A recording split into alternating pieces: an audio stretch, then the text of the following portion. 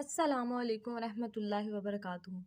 आज मैं आपको बताऊंगी कि किस तरीके से हम किसी भी तस्वीर का बैकग्राउंड रिमूव कर सकते हैं और पीएनजी इमेजेस क्या होती हैं।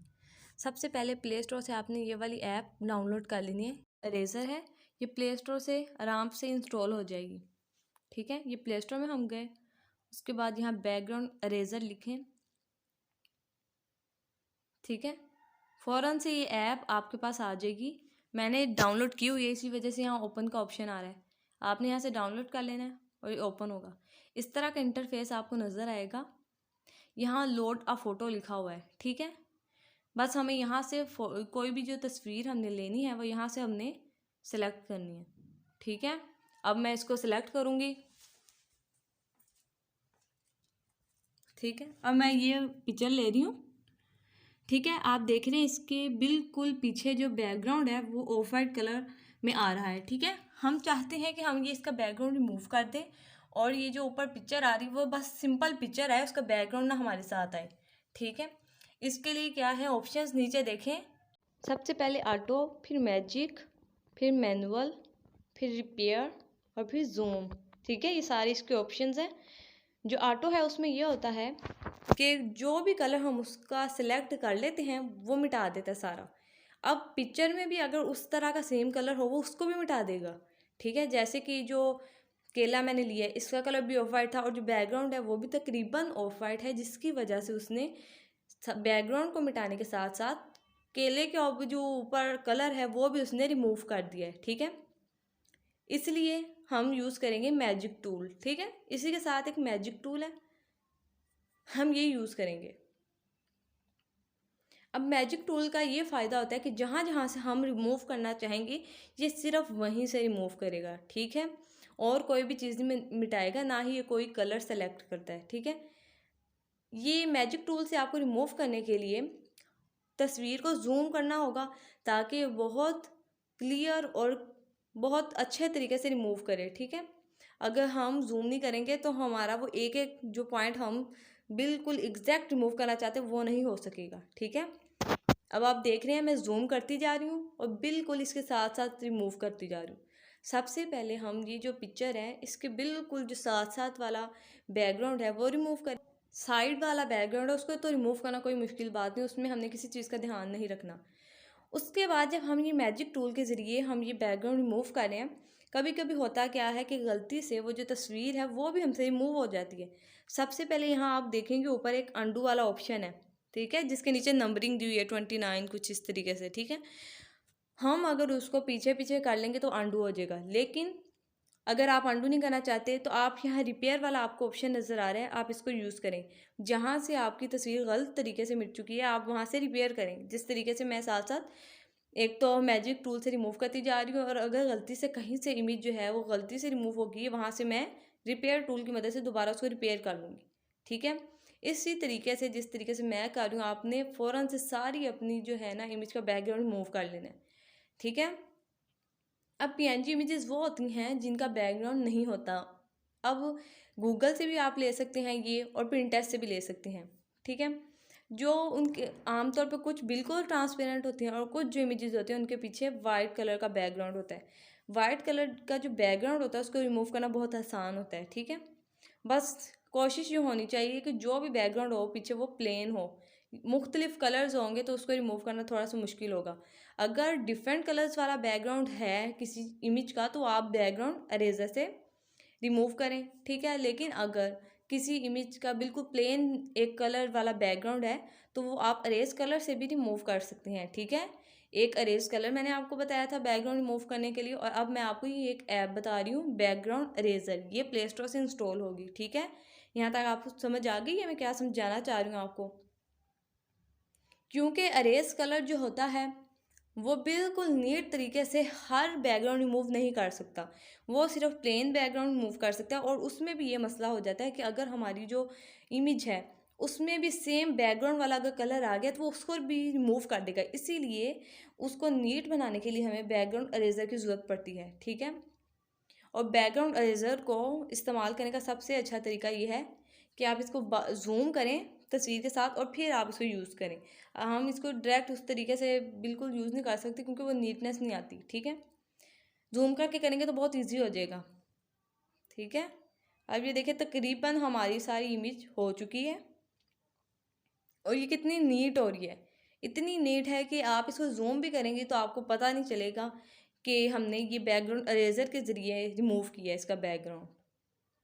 ठीक है, यहाँ ये अब हमने ये भी देखना है, जब हम इमेज का बैकग्राउंड रिमूव कर रहे होंगे तो हमने देखना है कि एक डॉट भी ना रहे बैकग्राउंड का। वो इस वजह से कि अगर हम पिक्सेल लैब में इसको यूज़ करेंगे, इसके ऊपर स्ट्रोक या कोई भी शेडो वगैरह लगाएंगे तो वो जो पॉइंट है वो हाईलाइट होगा उस वक़्त।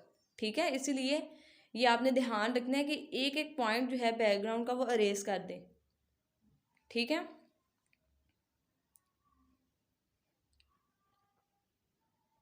बस जल्दी जल्दी से इसको रिमूव करेंगे।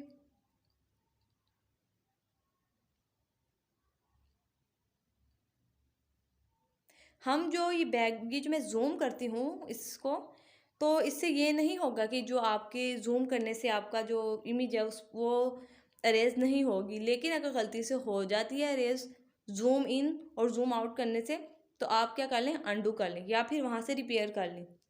वरना अगर आप जूम इन और जूम आउट करेंगी अपनी फिंगर से तो ये जो है पिक्चर वो अरेज नहीं होगी। ठीक है, उसके बाद पिक्चर्स को चेक करने के लिए कि मैंने बिल्कुल नीट एक एक चीज़ रिमूव कर ली है। मैंने ये जो साइड पे इन्होंने ये एक कलर्स दिए हुए हैं, ठीक है, मैं इसको ब्लैक कलर में लेके गई हूँ ताकि मुझे एक एक पता चल जाए कौन सा एक एक डॉट जो मैंने अभी नहीं किया वो मैं करूँ। ठीक है, इसको मैंने सिर्फ इसी वजह से ब्लैक कलर में लिया। अब ये देखिए ब्लैक कलर में कितना क्लियर नज़र आ रहा है कि जो चीज़ मैंने नहीं की वही ब्लैक कलर में नज़र आ रही। अब यहाँ आ जाते हैं स्मूथनेस में।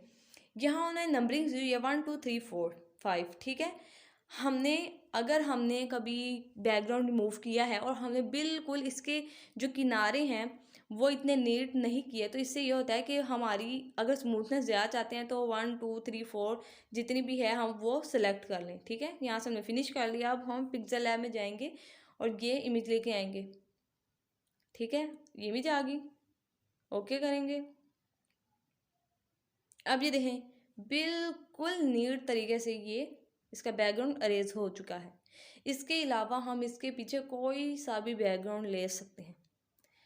यहाँ इसका देखें ग्रेडियंट कलर ये भी ले सकते हैं, ऊपर कलर्स के ऑप्शन भी आ रहे हैं, उनमें से भी कुछ भी ले सकते हैं। ठीक है, ये मैं आपको डिफरेंट इस वजह से करके बता रही हूँ कि आपको अच्छे तरीके से पता चल जाए कि इसके पीछे कोई बैकग्राउंड नहीं रहा। ठीक है, मैं इसी वजह से वाइट की बजाय आपको ज़्यादा दूसरे कलर्स में करके दिखा रही हूँ ताकि आपको पता चले कि बैकग्राउंड इसका पूरे तरीके से रिमूव हो चुका है। इसके अलावा अगर आप नेट से कोई भी तस्वीर लेके इसके पीछे बैकग्राउंड में लगाना चाहें तो वो भी लगा सकते हैं। ठीक है, ये तो मैं सिर्फ फॉर एग्जांपल आपको समझा रही हूँ कि कैसे हम कोई भी बैकग्राउंड ले सकते हैं इसके पीछे। अब वाइट भी ले सकते हैं, हम कुछ भी ले सकते हैं। उसके बाद इसके ऊपर स्ट्रोक भी अप्लाई कर सकते हैं, आप शेडो भी अप्लाई कर सकते हैं, कुछ भी। और ज़रूरी नहीं है कि हमने पीएनजी इमेज के ऊपर स्ट्रोक ये शेडो अप्लाई करना है। ये मैं आपको सिर्फ वैसे ही बता रही हूँ कि बैकग्राउंड पूरे तरीके से रिमूव हो चुका है, इसीलिए स्ट्रोक जो है सिर्फ इसी के ऊपर अप्लाई होगा। ठीक है, अगर इसके बैकग्राउंड में ज़रा सा भी कोई डॉट वगैरह होगा तो उसके ऊपर भी स्ट्रोक अप्लाई हो जाएगा। ठीक है, इसीलिए हमने बहुत नीटनेस से करना है। अब जिस तरह के मुझे अब ये देखें ये जो इमेज है, अगर हमें लग रहा है कि कोई डॉट वगैरह रह गया है तो हम पिक्सेल लैब में जो अरेजर है उसके ज़रिए जाके इसको दोबारा रिमूव कर सकते हैं। ठीक है, अब जो दो डॉट नज़र आ रहे हैं वो बैकग्राउंड अरेजर से जो हमने रह गए हैं ना, ये उनके ऊपर स्ट्रोक अप्लाई हुआ नज़र आ रहा है। ठीक है, उसके अलावा मैं बताई थी कि इसके ऊपर शेडो भी अप्लाई कर सकते हैं और शेडो इसके ऊपर अच्छा लगेगा बहुत। ठीक है, अब मैं इसके लिए बैकग्राउंड जो है वो वाइट लूँगी ताकि आपको क्लियरली पता चले। ये देखें कितना अच्छा लग रहा है। और कभी कभी ये होता है कि हम पीएनजी इमेजेस हमें वो नहीं मिल रही होती जिस तरह कि हम चाहते हैं, तो हमें बैकग्राउंड के साथ वो इमेज मिल जाती है। तो बैकग्राउंड अरेजर के ज़रिए आप इस तरह की जो इमेजेस हैं वो उनको पीएनजी बना सकते हैं। ठीक है, और आप गूगल पे मुख्तलिफ तरीके से सर्च कर सकते हैं पीएनजी इमेजेस को। ठीक है, उसके बाद ये मैं मुख्तलिफ आपको बता रही हूँ कि किस किस तरीके से आप यहाँ सर्च कर सकते हैं।